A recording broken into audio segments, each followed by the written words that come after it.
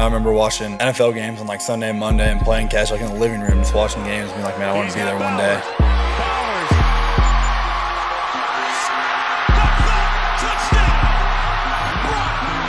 With the 13th pick in the 2024 NFL Draft, the Las Vegas Raiders select Brock Bowers. The Las Vegas Raiders shocked the entire world when they drafted Brock Bowers, number 13 overall in the first round of the 2024 NFL Draft.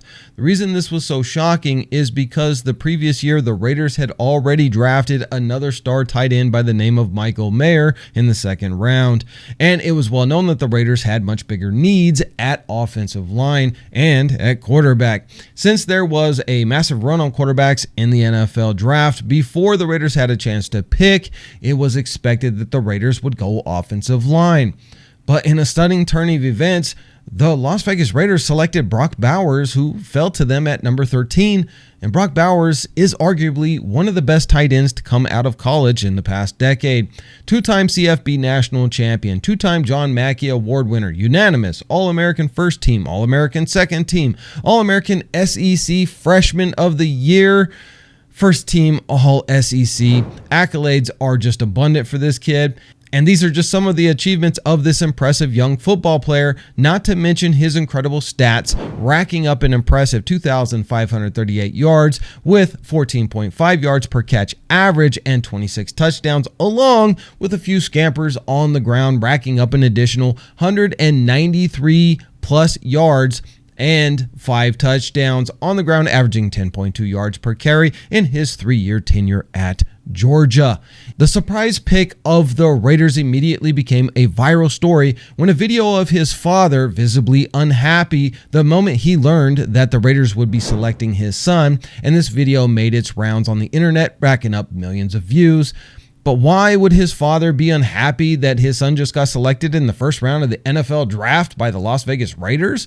Well, to answer that question, the entire family are from Northern California and are die-hard 49ers fans. And if you know anything about the Bay Area rivalry between the Raiders and the 49ers, then you will understand his initial reaction.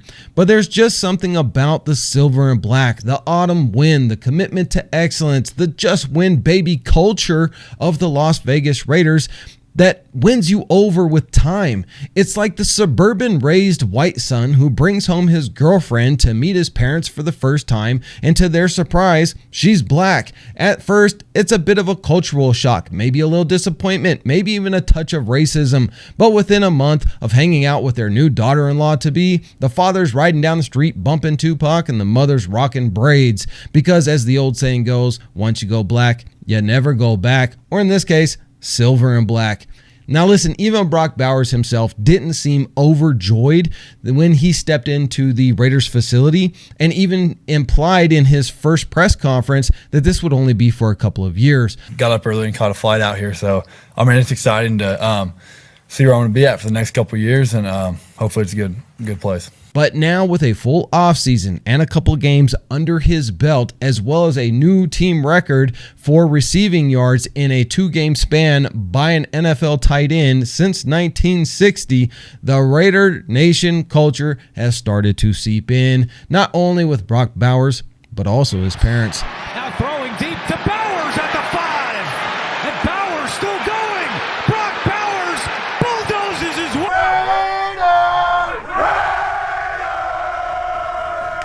But what is the appeal of Brock Bowers in the draft over a much bigger need in the form of an offensive line, especially seeing how the Raiders already had Michael Mayer? Well, to answer that, you have to look at the Raiders' offense in 2023. In 2023, the Las Vegas Raiders were ranked 27th overall in offense. Only the Titans, Giants, Patriots, Jets, and Panthers were worse.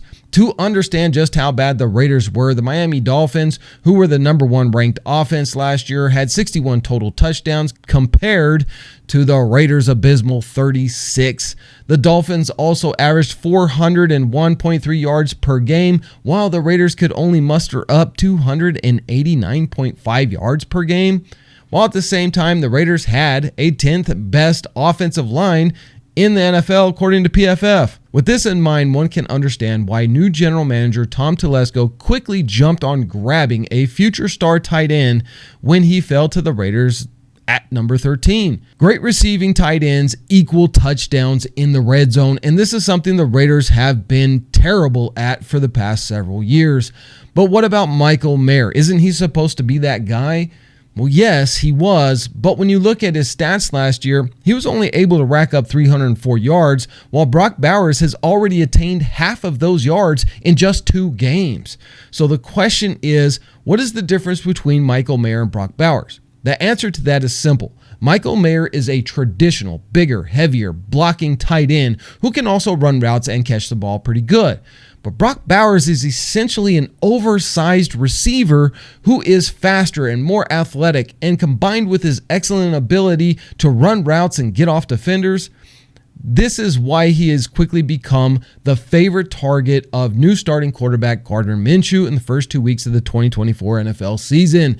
And his impressive play against the Baltimore Ravens is one of the key reasons why the Raiders were able to upset the highly favored team in purple. Brock Bowers is simply too fast and too skilled for linebackers to cover him, and he is too big and too strong for safeties to cover him, making him a nightmare scenario for any defensive coordinator. And because of that, defenses can now no longer key in solely on Davante Adams, who is one of the premier wide receivers in the NFL today. Typically, you would see defensive coordinators double teaming Davante Adams each and every week, trying to take him out of the game, forcing the Raiders to rely on their other receivers and tight ends. While the Raiders do have some really good players at those other positions, they don't have a superstar other than Davante Adams. This made the Raiders' passing game last year inconsistent, to say the least. But with Brock Bowers' performance in his first 2 weeks in the NFL, defensive coordinators throughout the league will have to take notice, and they will have to come up with a game plan to shut him down. And if they do so, this will greatly benefit Davante Adams, as he will see more one-on-one coverages. And as everybody knows, even when Davante Adams appears to be covered, just throw him the ball 99% of the time, he's going to come down with it.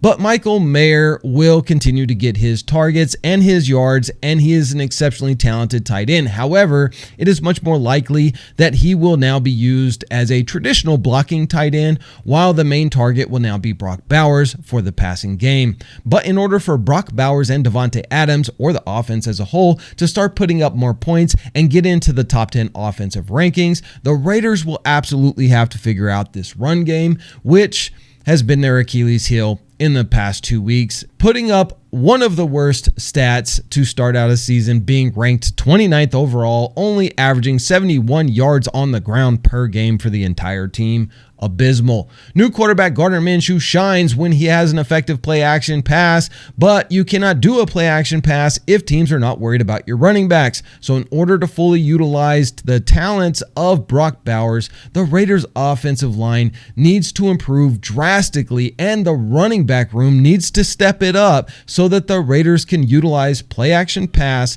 hitting Brock Bowers over the middle of the field for big gainers and touchdowns. So far, the Raiders have started this season 1-1, and in reality, they had a very good chance to win their first game against the Chargers in week 1. But due to self-inflicted wounds, they were not able to pull out the victory at SoFi, and it looked as though they were going to end up in the same boat in week 2 against Baltimore, but were able to rally in the third quarter and put up 20 points in the second half of the game, squeaking out a victory in the end. The Raiders arguably have a top 5 defense, and if they can make use of their new rookie start-in tight end, Brock Bowers, you could see the Raiders start to climb up those offensive rankings week by week. But the real question is, do you believe that Brock Bowers will be a superstar in the NFL? Drop a comment down below, and make sure to check out our e-commerce store, BlackRainOfficial.com, and pick up your very own Max Crosby merch. Link is down in the description.